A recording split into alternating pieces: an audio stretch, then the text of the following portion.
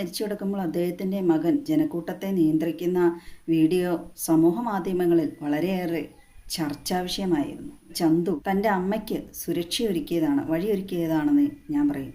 പിതാ രക്ഷതി കൗമാരെ ഭർത്തൃ രക്ഷതി യൗവനെ പുത്രോ രക്ഷതി വാർദ്ധക്യെ. അതാണ് സലിം ചേട്ടൻ്റെ ആ ചന്തുമോൻ അവിടെ പ്രകടമാക്കിയത്. കാരണം അത്രയും ജനക്കൂട്ടത്തിൻ്റെ ഇടയിൽ നിന്ന് അച്ഛൻ്റെ ചിതയ്ക്കരികിലേക്ക് അമ്മേനെ സുരക്ഷിതമായി എത്തിക്കണമായിരുന്നു. അതിന് മാത്രം ജനക്കൂട്ടം, ആ ചേച്ചി പോലും ആ ജനക്കൂട്ടത്തോട് പറയണം, ഒന്ന് മാറി ഇച്ചിരി സൗകര്യം താട്ടെ, ഞാൻ ഭർത്താവിൻ്റെ ചിതയുടെ അടുക്കലേക്ക് പോട്ടെ എന്ന് പറഞ്ഞു. പക്ഷേ ആ ചേച്ചി വേറൊരു ചേച്ചിയും കൂടെ അടുത്ത് നിൽക്കണതാണ്. ആ സ്ത്രീകൾ അത്രയും പുരുഷ ജനക്കൂട്ടത്തിൻ്റെ ഇടയിലൂടെ എങ്ങനെ കിടന്ന് ചിതയ്ക്ക് അരികിലേക്ക് എത്തും. അതൊക്കെ കേട്ടപ്പോഴാണ് ഈ ചന്തുവിന് ദേഷ്യം വന്നത്. കാരണം അത് ശ്രദ്ധിച്ചുകൊണ്ടിരിക്കണം, വഴിയൊരുക്കുന്ന വേറെ ആളുകൾ പറയുന്നുണ്ട് മാറി എന്നൊക്കെ, എന്നിട്ട് പോലും ആളുകൾ മാറി നിൽക്കാൻ കൂട്ടാക്കുന്നില്ല. സലീം ചേട്ടൻ്റെ ഭാര്യയെയോ ഉറ്റ ബന്ധുക്കളെ ഒന്നും അടുപ്പിക്കാൻ കൂട്ടാക്കുന്നില്ല. ചിലപ്പോൾ ആ ചിതയ്ക്കരികിലേക്ക് വേറെയും ഉറ്റവരായ സ്ത്രീകൾക്ക് എത്തിച്ചേരണമെന്നുണ്ടായിരുന്നിരിക്കാം. ഈ പുരുഷജനങ്ങളുടെ ഇത്രയും ജനക്കൂട്ടത്തിൻ്റെ ഇടയിലേക്ക് അവർക്ക് എത്താൻ കഴിയാത്തതുകൊണ്ടായിരിക്കാം ഒരുപക്ഷെ അവരെല്ലാം മാറി നിന്നത്, ഈ ഒന്നോ രണ്ടോ സ്ത്രീകളിൽ മാത്രം ഒതുങ്ങി നിന്നത്.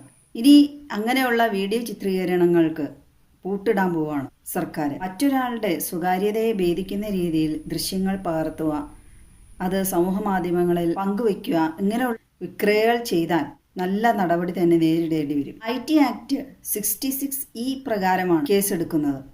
IT ആക്ട് 66E പ്രകാരം ഒരാളുടെ അനുവാദമില്ലാതെ അയാളുടെ മുഖമെല്ലാം കാണിച്ച് വീഡിയോ ചിത്രീകരിച്ച് പ്രചരിപ്പിച്ചിട്ടുണ്ടെങ്കിൽ 2 ലക്ഷം രൂപ പിഴയും 3 വർഷം തടവും വരെയാണ് ശിക്ഷ.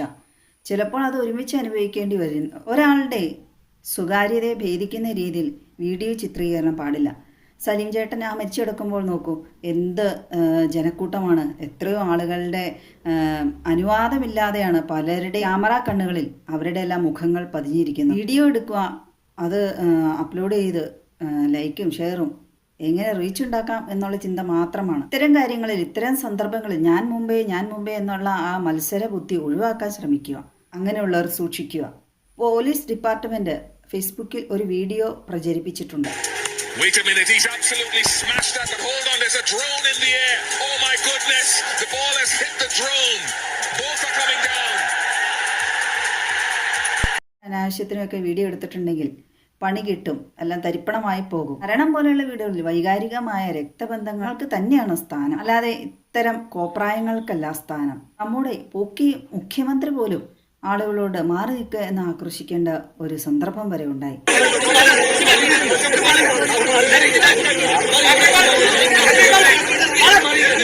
ഇതാവണവിടെ മുഖ്യമന്ത്രി അല്ലേ? ഇനി മനപ്പുറം തിക്കും തിരക്കുണ്ടാക്കി അദ്ദേഹത്തെ ഒരു ചീത്ത എന്നുള്ള രീതിയിലാക്കി തീർത്താണോ എന്നറിയില്ല. എങ്കിൽ പോലും അതിനെല്ലാം അഭിനന്ദനാർഹം തന്നെയാണ് എല്ലാവരുടെ അടുത്തുനിന്നും അദ്ദേഹത്തിന് നേടാൻ കഴിഞ്ഞിട്ടുള്ളത്. അത് കാണുമ്പോൾ ആ സലീംകുമാർ എന്ന ആ അനശ്വര കലാകാരൻ്റെ കുടുംബത്തെ നമ്മുടെ മുഖ്യമന്ത്രി കരുതുകയാണ്. ഒരു നിമിഷം മുഖ്യമന്ത്രി താൻ ആരുമാകട്ടെ, തൻ്റെ ആ സുഹൃത്ത് മരിച്ചുപോയ അദ്ദേഹത്തെ പറ്റി മാത്രം, അദ്ദേഹത്തിൻ്റെ കുടുംബത്തിൻ്റെ, അദ്ദേഹത്തിൻ്റെ ആ അവസ്ഥയെ മാത്രമാണ് അദ്ദേഹം പരിഗണിച്ചുള്ളൂ, ചിന്തിച്ചുള്ളൂ. മറ്റുള്ളവർ എന്ത് ചിന്തിക്കുമെന്ന് അദ്ദേഹം കരുതിയിട്ട് പോലുമില്ല. തൻ്റെ നേതൃപാടവം അദ്ദേഹം തെളിയിക്കുകയും കൂടെ ചെയ്തു. ചന്തു ദേഷ്യപ്പെടുന്ന, ആക്രോശിക്കുന്ന വീഡിയോയിൽ ചോദിക്കുന്നുണ്ട്, നിങ്ങൾക്കൊക്കെ എന്താണ് വേണ്ടത്?